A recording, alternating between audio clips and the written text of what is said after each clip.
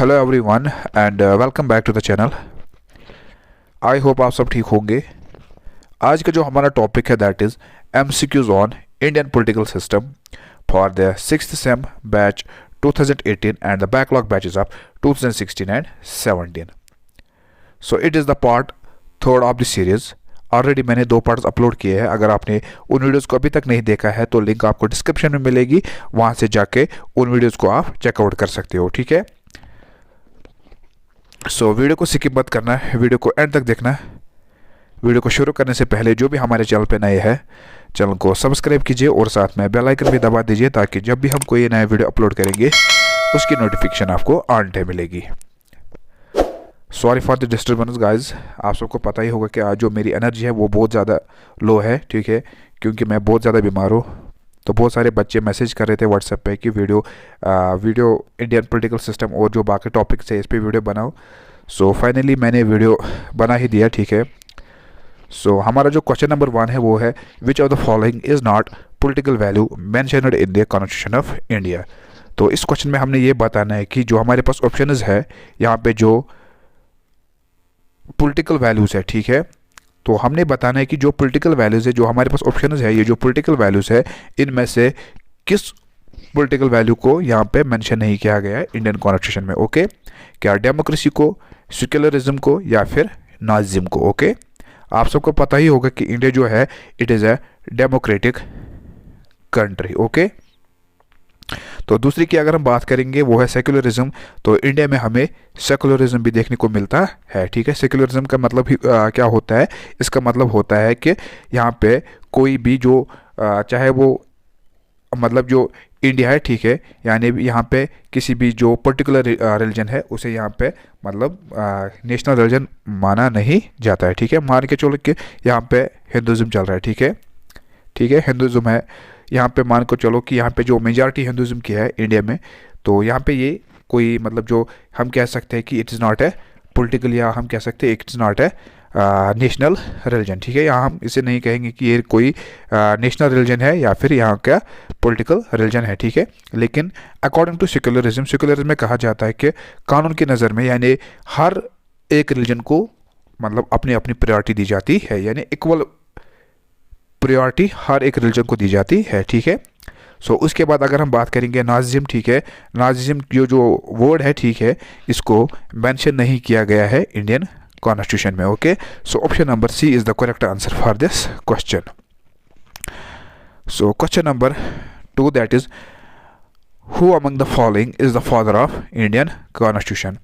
तो जो हमारे पास ऑप्शंस है हमने ये बताना है कि जो हमारे पास ऑप्शंस है इनमें से किसको माना जाता है father of Indian constitution. Okay, so option number B that is BR Ambedkar. Okay, BR Ambedkar is considered as the father of Indian Constitution. So option number B is the correct answer for this question.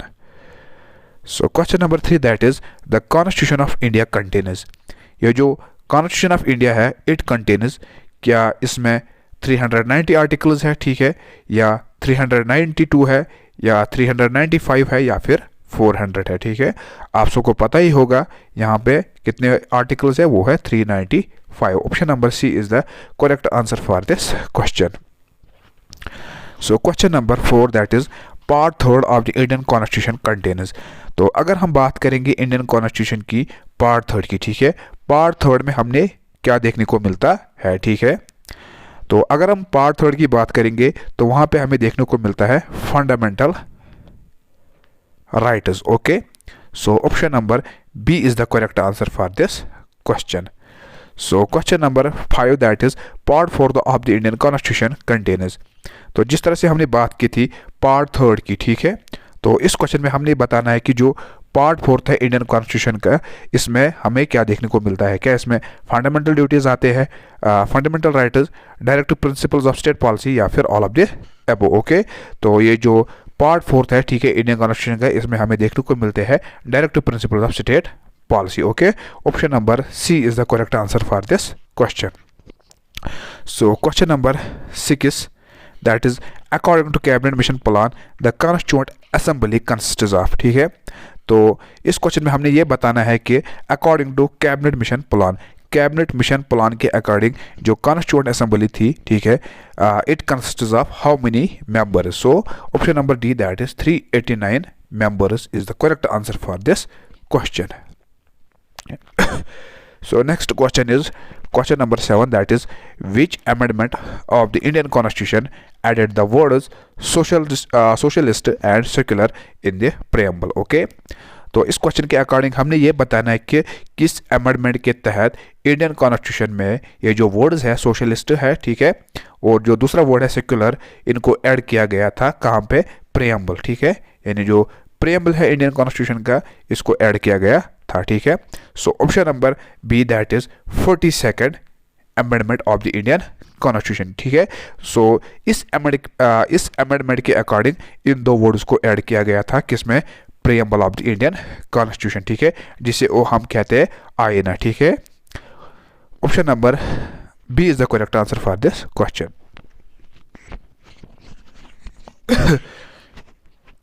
Next question is question number 8, that is the directive principles of the state policy is borrowed from which constitution?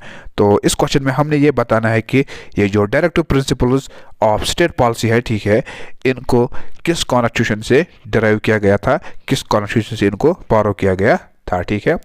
अगर आपने जो last videos मैंने upload किए थे, अगर वो videos आपने देखे होंगे तो you can obviously answer this question.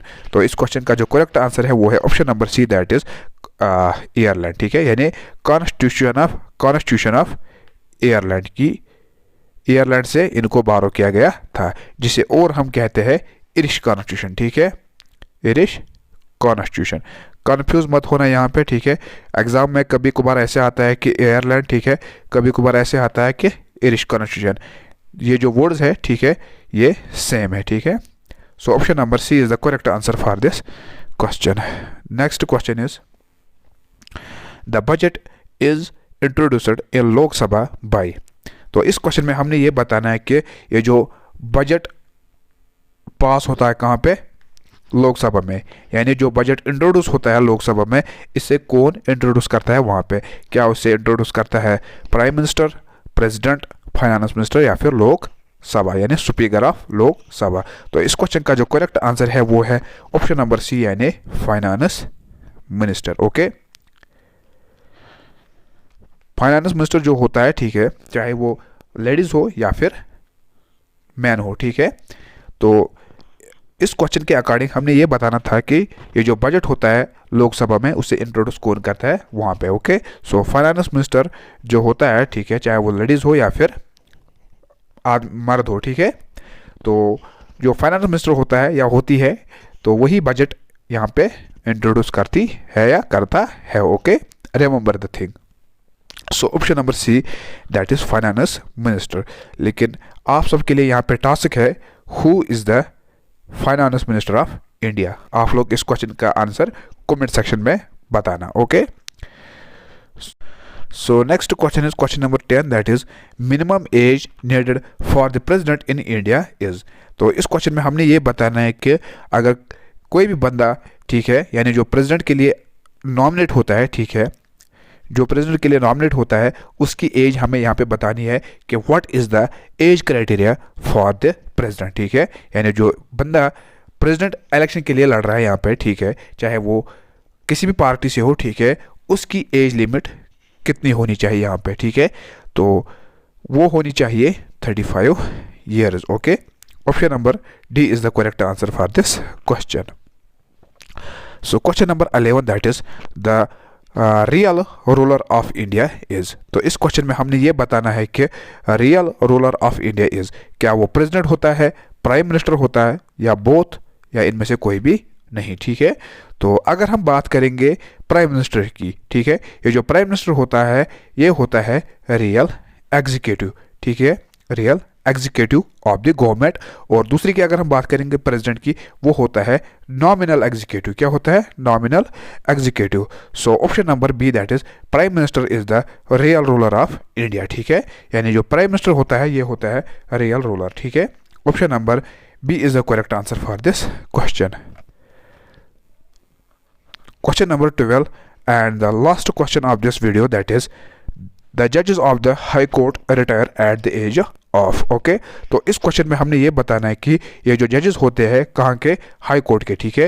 ये जो जजेस होते हैं हाई कोर्ट के, जब भी वो रिटायर होते हैं, ठीक है, यानी हर किसी टाइम, चाहे वो किसी भी डिपार्टमेंट में काम करता होगा, ठीक है, तो एज क्राइटेरिया वहाँ पे ज़रूरी होती है, ठीक है।